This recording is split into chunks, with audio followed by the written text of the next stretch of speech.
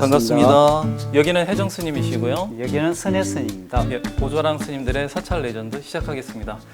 헬로 붓다 TV에서 시청자 여러분들을 만나 뵙는 건 처음인 것 같아요. 그죠, 스님? 예, 처음 우리도 헬로 붓다 TV에 처음으로 등장했죠. 그렇죠. 예. 예. 이 만남이 좋은 인연으로 이렇게 네. 시작되어서 또 좋은 인연으로 마무리되었으면 하네요. 자, 사찰 레전드 첫 시간이기 때문에요. 네.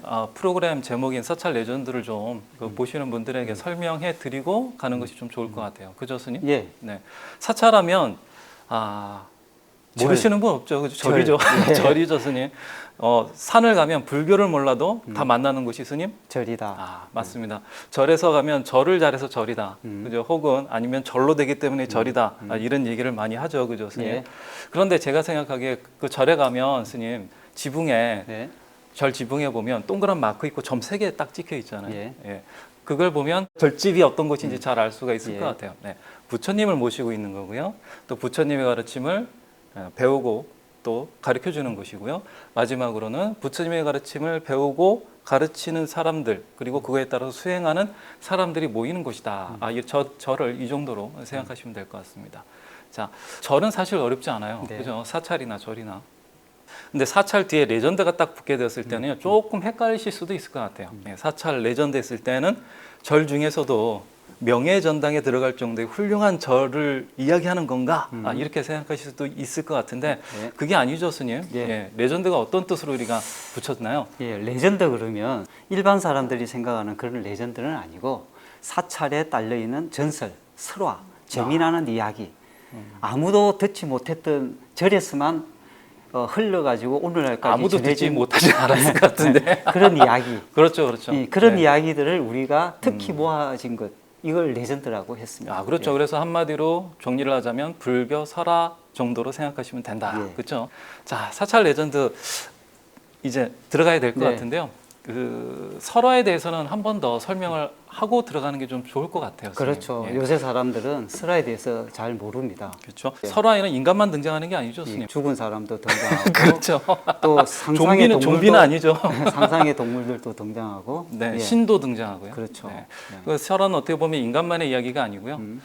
인간과 신이 함께 어우러져서 살고 있는 그러한 세상을 현실이라고 알고 있던 과거의 옛날 우리 조상들의 풍부한 이야기들이 바로 설화라고 할 수도 있겠네요, 그죠? 그렇죠. 설화를 통해서 용기를 받고요. 그리고 자기 삶의 방향을 정하고 그리고 그걸 통해서 어떻게 보면 희망을 찾는 그런 것들이 설화를 통해서 상당히 많이 찾았던 것 같아요. 네, 맞습니다, 맞아요. 그래서 설화는 철저하게 현실을 바탕으로 하면서도 네. 그 안에 그 당시 사람들이 공감할 수 있는 내용이 담겨져 있는 많은 소망이라든가 희망이라든가 작은 염원 같은 것이 담겨져 가지고 재창조된 어떤 메시지다. 네. 이렇게 봐도 되겠죠. 그러니까 설화가 오늘날까지 전해질 수 있었던 그리고 이유가 생명력을 가질 수 있었던 생명력, 것이요. 예, 예. 공감력. 그래, 이런 공감할 수 것이 있는 내용. 아니었다면 네, 맞습니다. 전해지지 않았다고 봅니다. 설화 이 정도로 정리하면 어떨까요? 예, 좋네요. 네. 예. 자, 스님 그러면 사찰 레전드인데요. 저희가 첫 번째로 갈 절 어딘가 한번 스님께서 한번 소개해 주시죠. 예, 우리 보조랑 스님들이 소개하는 사찰 레전드 첫 편은요, 낙산사입니다.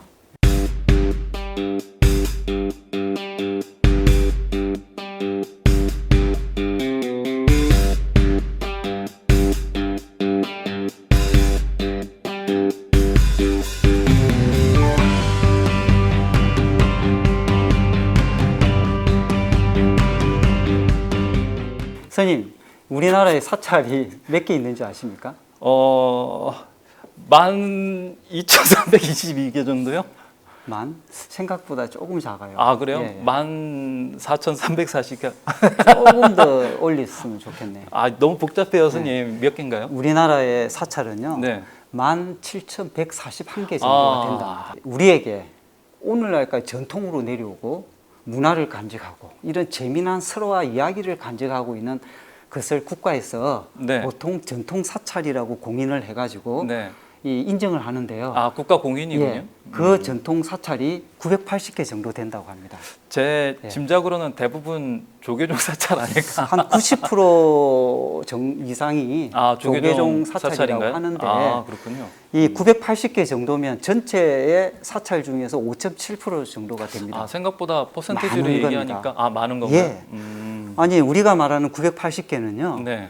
이 보통 몇십 년 된 절들이 아니에요. 아, 그렇죠. 최소한 1000년 천년 된 이상들이죠. 절, 뭐 500년 절 이런 것들을요. 네. 외국에서는 상상도 못하는 아, 이야기들입니다. 그러겠네요. 그런데 이런 사찰들은 다 재미나는 설화와 이야기들을 가지고 있다는 거죠.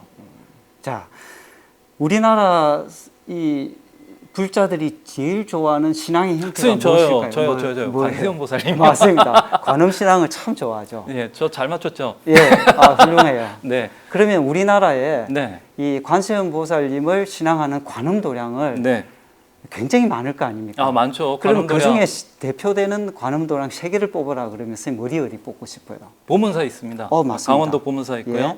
남해 보리암 있어요. 맞습니다. 마지막으로 낙산사가 있을 것 그렇습니다. 같아요. 네. 근데 동서남북, 아이러니하게 동서남북이네요. 동서남북인데 동해 하나, 네. 서해 하나, 남해 하나 있습니다.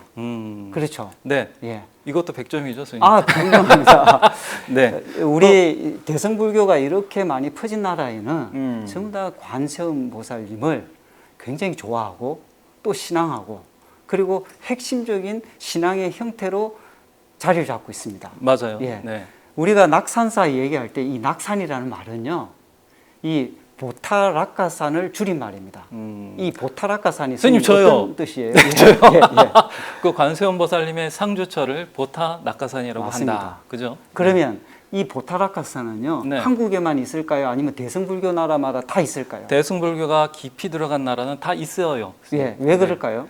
그만큼 관세음 보살님 신앙이 대승불교 신앙에 있어서 가장 중심에 있기 때문이겠죠? 맞습니다. 네. 티베트에 관세음 보살 도량이 있다는 거 들어보셨어요? 들어봤습니다. 거기는 아예 네. 달라이 라마가 관세음 보살님의 후신이라고 여기고 있잖아요. 예, 예. 그래서 달라이 라마가 있는 궁 자체가 사실은 관세음 보살님이 상주처가 되겠죠. 예. 그 라사에 있는 포탈라궁이 네. 바로 이 보타라카산을 상징하는 겁니다. 그러면 중국에 혹시 관세음 보살님 도량 있다는 거 들어보셨나요? 기억이 안 나는데요. 저장성에 네. 저장성에 보타산이라는 것이 있습니다. 그렇죠. 예.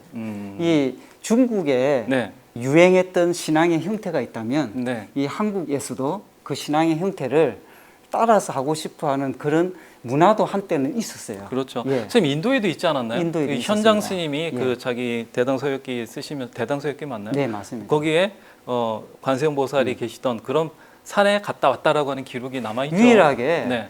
이 인도에 보타라카산이 존재한다는 기록은요, 현장 스님이 유일한 거예요. 그렇죠. 좀 그런데 현장 스님이 좀 더 자세하게 이 위치를 적었으면 그러게요. 이 후인들이 찾을 수 있었을 텐데 그 이후에 네. 어느 누구도 이 보타라카산을 인- 찾았다는 얘기가 아직도 전해지지 아, 않는 것을 보면 너무 아쉽죠. 너무 네. 아쉽죠. 그래서 인도에 있기는 있습니다. 네. 예. 그 일본도 대승불교 국가인데 일본에도 있나요? 있습니다. 그래요? 일본은요, 네. 와카야마시에 네. 후타라쿠 산이 있습니다. 아, 후따라쿠산. 예, 아, 그렇군요. 후타라쿠라는 말이 네. 보타라카산을 일본어로 얘기했던 말이라고 합니다. 예. 자, 이렇게 많은 관세음 보살 도량 중에서 우리 낙산사 이야기 할 거잖아요, 네, 스님. 예. 낙산사 제가 알기로는 낙산사가 강원도 오봉사 안에 있는 그 낙산사라고 알고 있는데요. 그렇습니다. 네. 이 낙산이라면요, 우리나라에서도 낙산이라고 지명이 있어야 될 거 아닙니까? 그렇죠. 그런데 참 재미나게도 우리나라에는 낙산이라는 이름이 아니고 네. 오봉산으로 이름을 쓰고 있습니다. 그렇죠. 그래서 사람들이 섭섭하죠.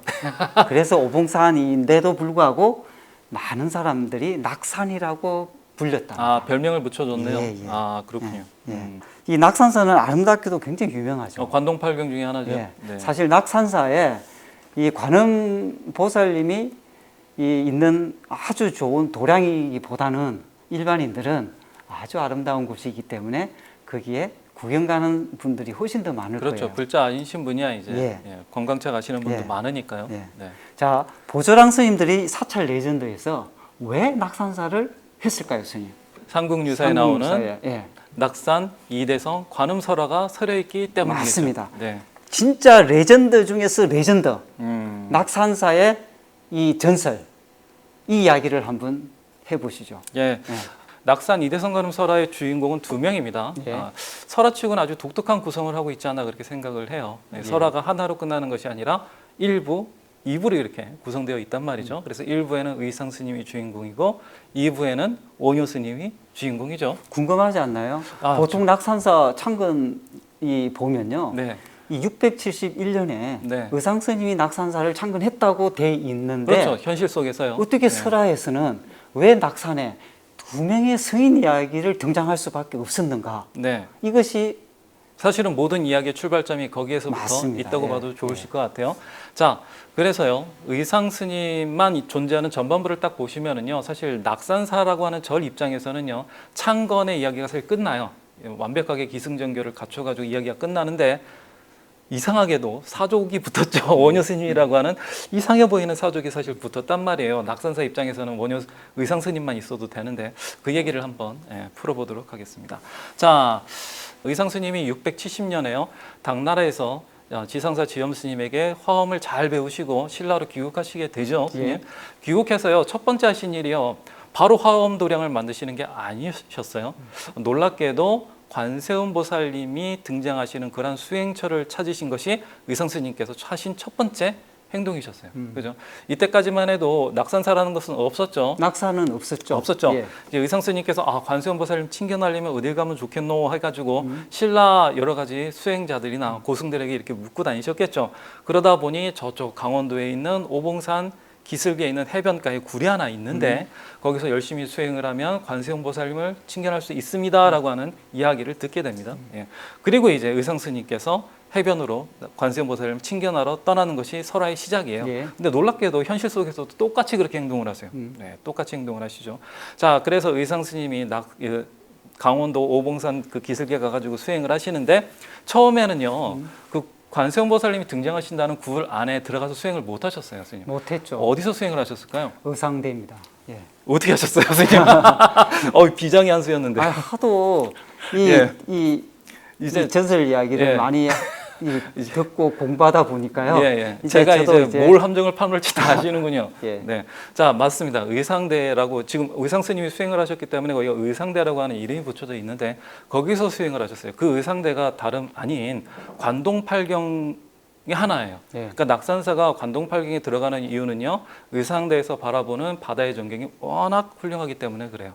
현실 속에서는 이게 어떤 수행을 했는지는 이제 자세한 기록이 나오지 않는데 오히려 설화 속에서 의상 스님이 어떤 수행을 했는지를 사실 전달해주고 있어요. 그게 바로 재계 7일 수행을 하셨다라고 기록이 되어 있어요. 재계 7일은요, 7일 동안, 일주일 동안 재계, 즉 어떤 정형화된 일정한 올바른 방법을 통해서 수행하셨다라고 하는 메시지거든요. 네. 이걸 통해서 의상 스님은 아직 굴에는 못 들어가셨고요.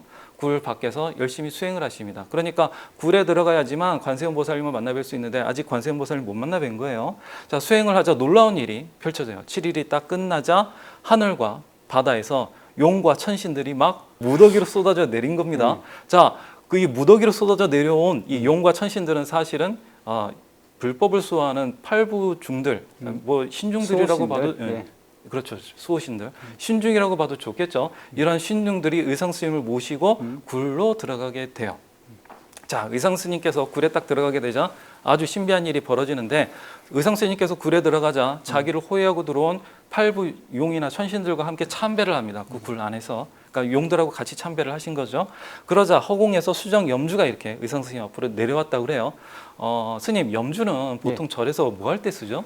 염주는 보통 절에서요 수행할 때 쓰는데 네. 이 수행을 탕하게 할 때 다 염주를 사용한다는 그렇죠. 겁니다. 예. 염부를 할 때나 예. 절을 할 때도 쓰고요. 다란이 할 때도 쓰고요. 예. 그 종류도 굉장히 다양하죠. 그렇습니다. 네.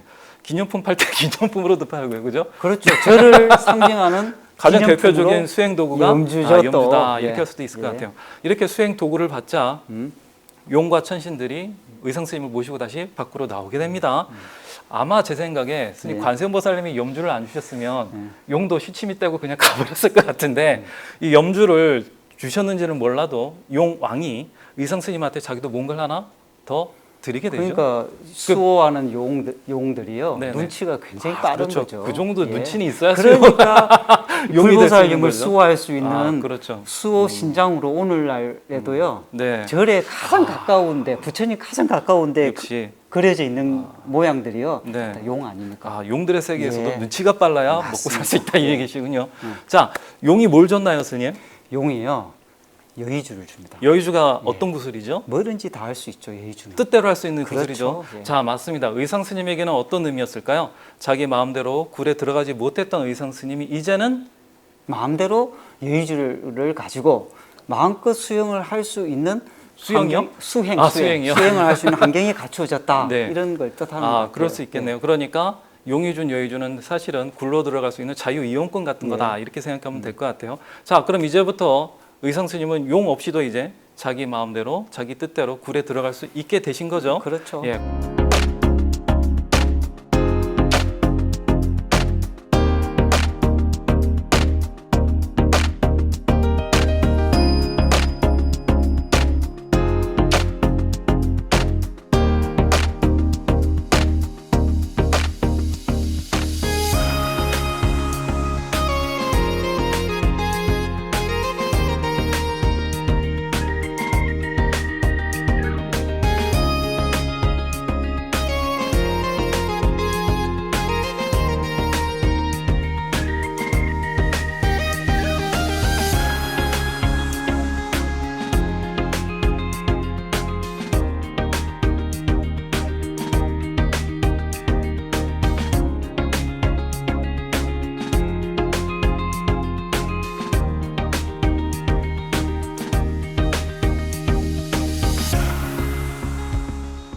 설화 속에서도 그 모습을 표현하고 있어요. 의상 스님 혼자 다시 재개치를 수행을 또 하시게 됩니다. 예.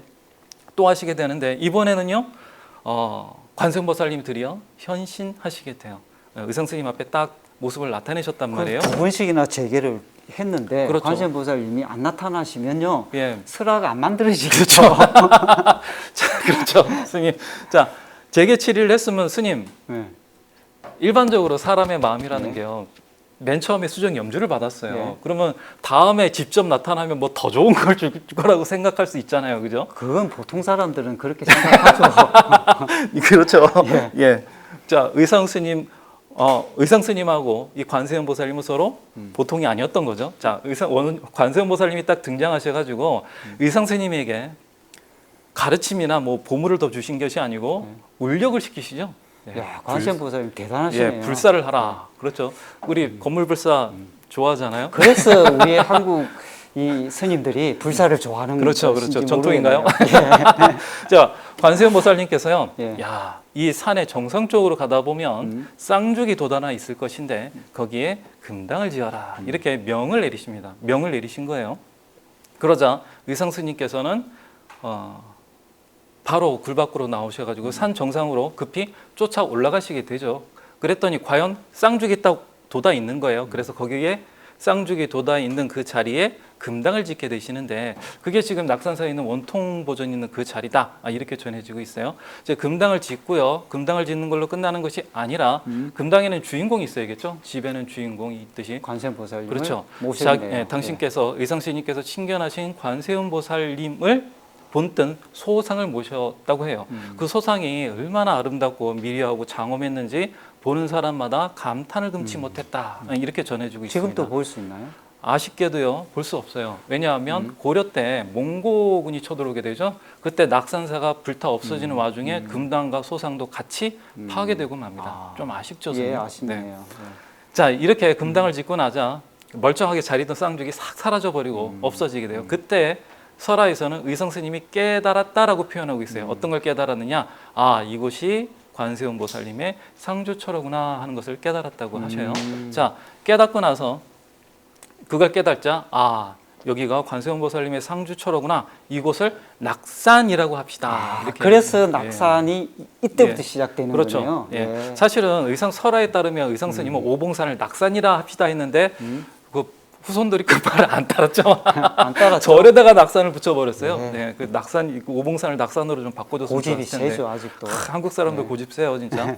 자, 이렇게 하시고 나서 의상 스님은 그 소상 안에 당신께서 받으신 염주와 구슬을 이렇게 안치하고 떠나시는 것이 설화 1편의 마무리입니다. 스님, 저 같으면요, 솔직하게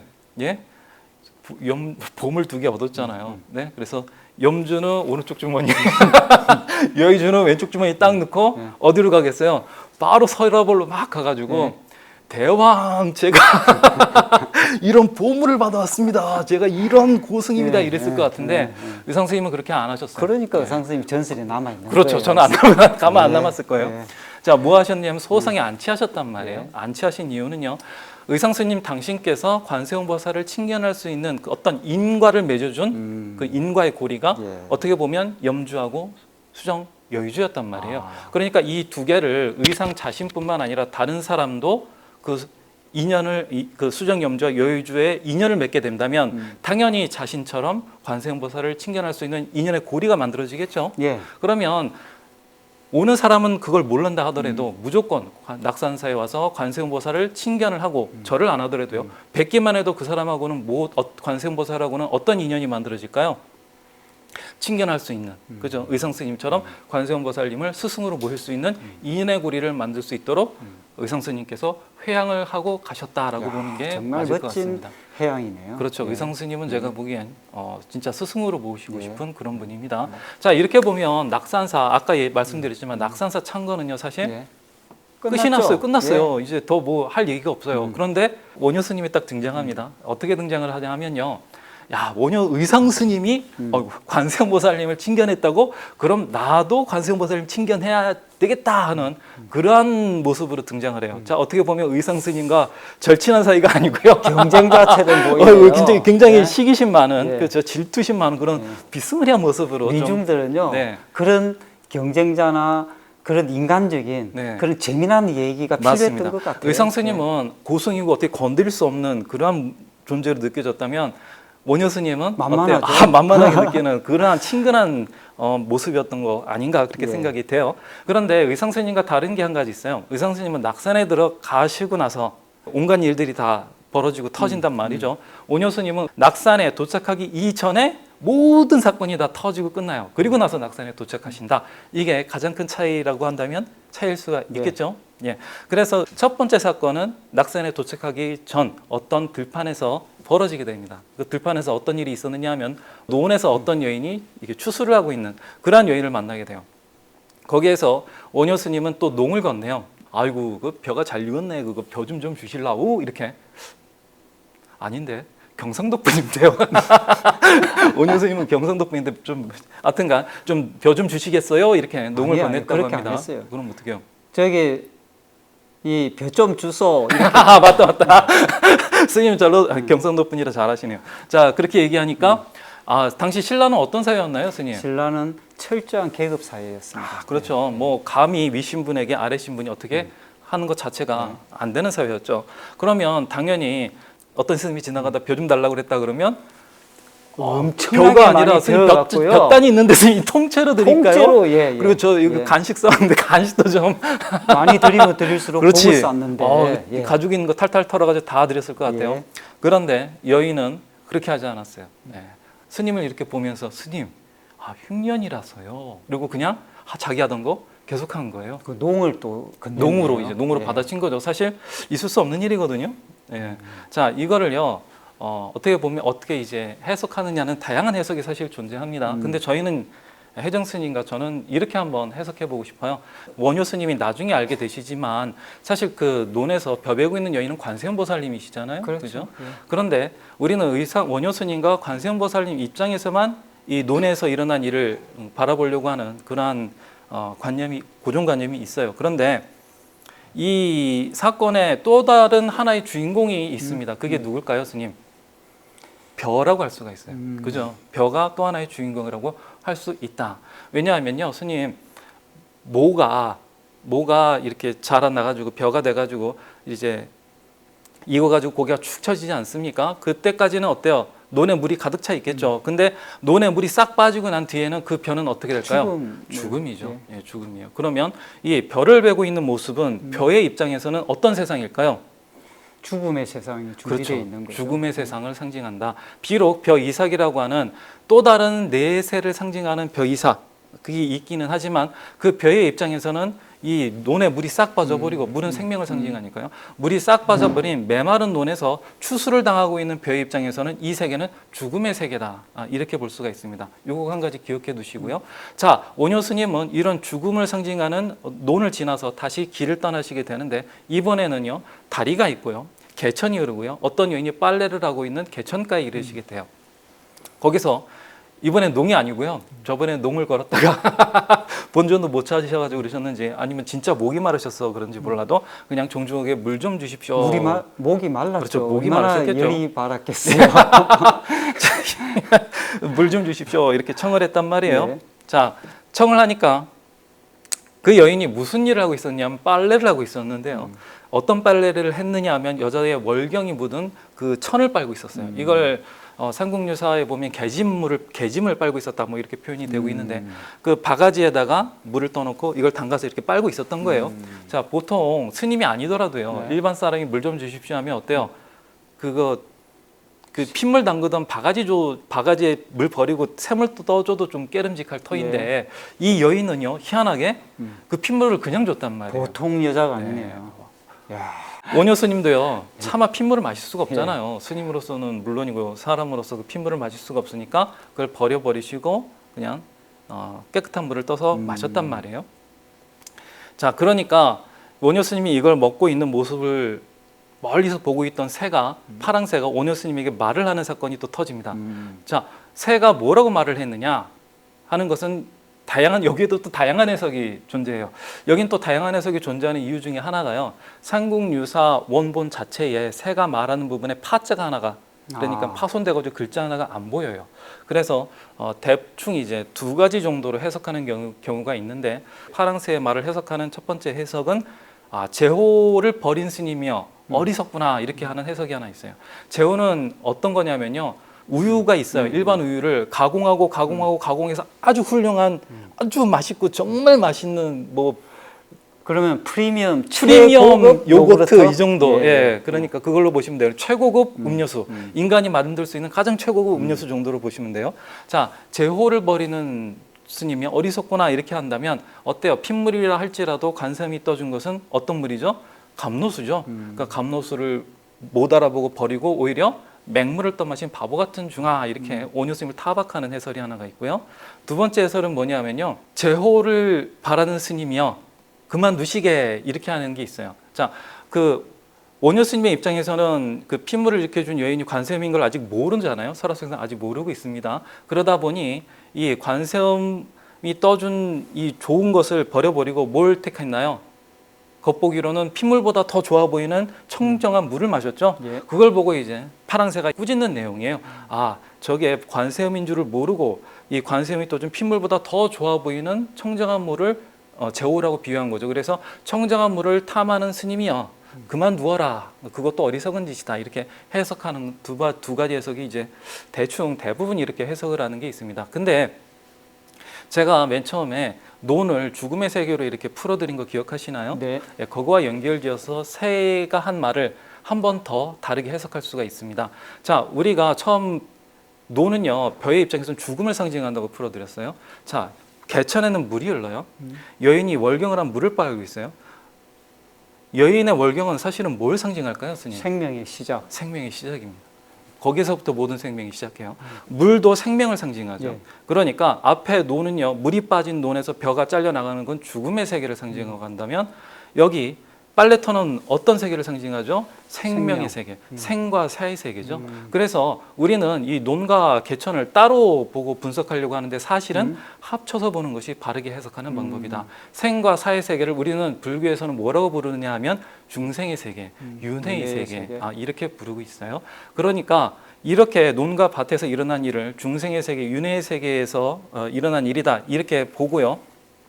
새의 말을 다시 한번 보자고요. 자, 제호를 바라는 스님이요. 제호를 바라는 스님은 여기에서의 제호는요, 더 이상 핏물을 의미하는 게 아니에요.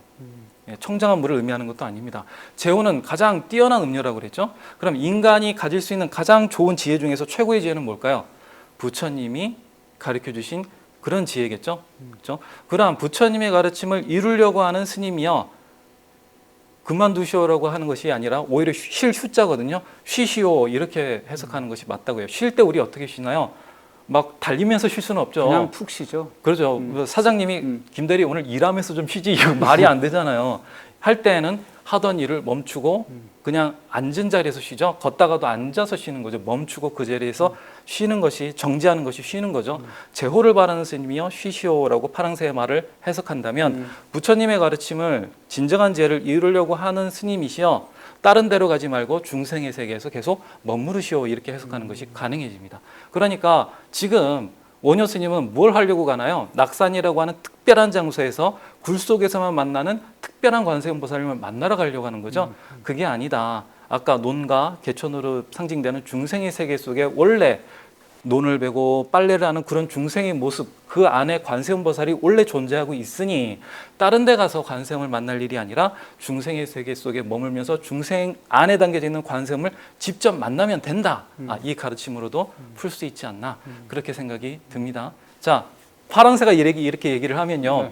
저라도 쫓아가 볼 것 같아요. 스님 그렇죠. 어떠세요? 기분이 나쁘잖아요. 그래 기분 나쁘죠. 이 파란색 새가 민물이 와가지고 나는 스님인데 스님한테 와고 구박을 하고 내가 어떤 스님인데 그 네. 위대한 그거 쓰기도 하고 네가 막. 그렇게 잘났나 한번 그렇지 보자. 내가 한번 해보자고 짝대기 들고 갔을 것 같아요. 자 어쨌든 파랑새가 얼마나 허겁지겁 도망을 갔는지 원효 스님이 딱 그 나무 아래 도착하자 신발 한 짝만 딱 떨어져 있었다. 자 그래서 그 동네 사람들은 그 나무를 관음송. 관음송 이거 자꾸 전 보리수라고 불러가지고 선생님은 보리수가 좋은 거예요. 그렇지. 예. 무의식에 보리수가 있는 거죠. 자, 관음성이라고 내내 부르게 되었대요. 자, 의상 스님과 다르게 원효 스님은 이 일화를 보면은요, 사실 이미 파랑새가 원효 스님에게 모든 가르침을 다 내려준 셈이 되죠. 예. 자, 근데 아직 원효 스님은 이 파랑새가 관세음보살이 진신인 걸 모르고 있어요. 설화 속에서는요. 그래서 낙산에 기어이 도착을 하게 됩니다. 그리고 금당에 들어가서 관세음보살님에게 참배를 하려고 하자 참 그 관세음상 아래에 그 파랑새가 떨고 갔던 그 신에 다른 한 짝이 딱 놓여 있는 걸 보고 그때 원효 스님께서는 깨달음을 얻게 되시죠. 아, 내가 전에 만났던 두 여인과 파랑새가 관세음보살님의 현신이었구나 하고 그때 깨닫게 되십니다. 자, 그러면 이미 앞에 두 여인과 파랑새가 관세음보살님의 현신이었고, 그럼 그 관세음보살님 현신은 원효 스님에게 어떤 가르침을 내렸는지 분명해지죠, 스님. 그러면 사실 이 이야기도 여기서 끝나도 되거든요. 예, 그런데 에필로그가 하나 또 붙어요. 예, 아주 자상하게도 원효 스님께서 그래도 굴에 어떻게라도 들어가겠다고 들어가려고 하는데 폭풍우가 쳐서 못 들어가게 되죠. 그런 에피소드가 하나 붙습니다. 원효 스님이 뒤끝이 있네요. 뒤끝이 있어요. 예. 그 양반 뒤끝 대단한 양반입니다. 자, 끝까지 어떻게든 예, 들어가 보겠다고. 예, 예. 그러니 근데 폭풍우가 쳐가지고 못 들어가죠. 자, 이거는 그냥 친 걸까요? 아니면 관세음보살님이 못 들어가게 하도 폭풍으로? 정신을 못 차리니까 그렇죠. 태풍을 불어가지고 정신을 차리게 만들려고 한 거겠네요. 예, 맞습니다. 못 들어가게 한 거죠. 그러니까 앞에 나왔던 이야기를 다시 한번 설명해 주는 부연 설명이에요. 너무나 자상하게. 왜냐하면 뒤에 사람들이 이 두 여인과 파랑새의 이야기를 혹시 이해하지 못할까 봐 한 번 더 자세하게 에피소드를 붙여준 거예요. 그 에피소드의 내용은 어떤 건가요? 원효 스님이 특정한 장소에서 특정한 성스러운 사람을 만나는 것을 못하게 하죠. 그럼 어떤 가르침을 계속 실천하라는 중생 건가요? 속에서만 그냥 앞에 얘기했던 그 가르침이 진짜니까 의심하지 말고 그 길로 나아가라. 그러면 원효 스님은요, 그 관세음보살님을 만나는 구도행이 끝났나요? 끝나지 않았나요? 끝나지 않았죠. 맞습니다. 끝나지 않고 계속 진행형. 윤회 속에서 중생과 계속 보살로서 함께 살아나가는 구도행을 펼치게 되는 것으로서 낙산 이대성관음사의 이야기는 끝이 나게 되죠. 스님. 자, 좀 재밌었나요? 재미있네요. 스님이 얘기 안 하니까 너무나 얼굴이 편안하신 것 같아요. 그 의상 스님하고요. 네. 원효 스님은 정반대 정반대인 것 메시지를 전해주네요. 네. 제가 이 이야기 준비하면서요, 네. 궁금한 게 하나 생겼어요. 뭐가 궁금해요? 예, 뭐가 궁금했냐면요. 설화 내용만 딱 놓고 보면은요, 의상 스님은 어쨌든지 간에 굴 안에서 관세음보살님을 칭견할 수 있었고요. 원효 스님은 굴 안에서 관세음보살님을 칭견하지 못했단 말이에요. 예. 그러면 의상 스님께서는요, 불교에서는 인과를 중요하게 여기잖아요. 네. 어쨌든 연기법을 이야기하고요. 그럼 의상 스님께서 관세음보살님을 칭견할 수 있었던 어떤 인과가 있었을 거 아니겠어요? 예. 그렇죠. 그 비결이 있겠네요. 있었을 거예요. 예, 그죠? 예. 그 비결을 여러분들과 한번 또 알아봐야 되지 않겠습니까? 궁금하네요. 궁금하죠, 스님? 예, 예. 그러면 그 비결은 다음 시간에. 시간에. 예, 근님하셨습니다. 안녕하셨습니다.